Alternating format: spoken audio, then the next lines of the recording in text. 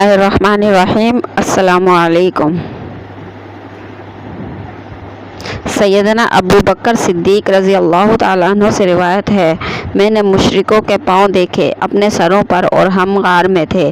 میں نے عرض کیا، یا رسول اللہ، اگر ان میں سے کوئی اپنے قدموں کی طرف دیکھے تو ہم کو دیکھ لے گا۔ آپ صلی اللہ علیہ وسلم نے فرمایا، اے ابو بکر، تو کیا سمجھتا ہے ان دونوں کے بارے میں جن کے ساتھ تیسرا اللہ بھی ہے؟ سیدنا ابو سعید رضی اللہ عنہ سے روایت ہے، ایک دن رسول اللہ صلی اللہ علیہ وسلم ممبر پر بیٹھے اور فرمایا، اللہ کا ایک بندہ ہے جس کو اللہ نے اختیار دیا ہے، چاہے دنیا کی دولت لے، چاہے اللہ تعالیٰ کے پاس رہنا اختیار کرے۔ پھر اس نے اللہ تعالیٰ کے پاس رہنا اختیار کیا۔ یہ سن کر سیدنا ابو بکر صدیق رضی اللہ عنہ روئے۔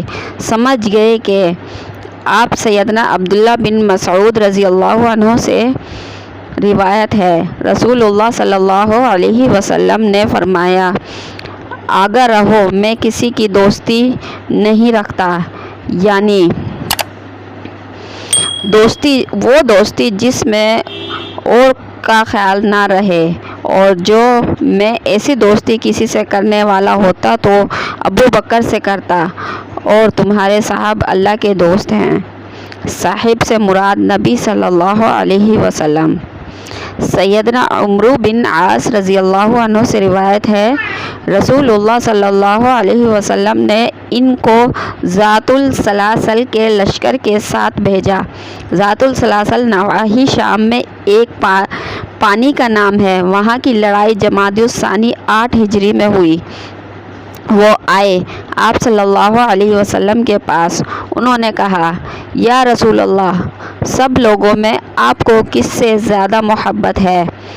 تو آپ صلی اللہ علیہ وسلم، ام المؤمنین سیدہ عائشہ رضی اللہ عنہما سے روایت ہے، رسول اللہ صلی اللہ علیہ وسلم نے اپنی بیماری میں فرمایا، بلا تو اپنے باپ ابو بکر کو، اپنے بھائی کو اور اپنے بھائی کو، تاکہ میں ایک کتاب لکھ دوں۔ میں ڈرتا ہوں کوئی آرزو کرنے والا آرزو نہ کرے خلافت کی، اور کوئی کہنے والا یہ نہ کہے کہ میں خلافت کا زیادہ حقدار ہوں، اور اللہ تعالیٰ انکار کرتا ہے اور مسلمان۔ سیدنا ابو ہریرہ رضی اللہ عنہ سے روایت ہے، رسول اللہ صلی اللہ علیہ وسلم نے فرمایا، آج کے دن تم میں سے کون روزہ دار ہے؟ سیدنا ابو بکر رضی اللہ عنہ نے کہا، میں۔ پھر آپ صلی اللہ علیہ وسلم نے فرمایا، آج کے دن تم میں سے کون جنازے کے ساتھ گیا؟ سیدنا ابو بکر صدیق رضی اللہ عنہ نے کہا، میں۔ آپ صلی اللہ علیہ وسلم۔ سیدنا ابو ہریرہ رضی اللہ عنہ سے روایت ہے، رسول اللہ صلی اللہ علیہ وسلم نے فرمایا، ایک شخص ایک بیل ہانک رہا تھا، اس پر بوجھ لادے ہوئے۔ بیل نے اس کی طرف دیکھا اور کہنے لگا، میں اس لیے نہیں پیدا ہوا، میں تو کھیت کے واسطے پیدا ہوا ہوں۔ لوگوں نے کہا، سبحان اللہ، تعجب سے ڈر کر بیل بات کرتا ہے۔ رسول اللہ صلی اللہ علیہ وسلم نے فرمایا،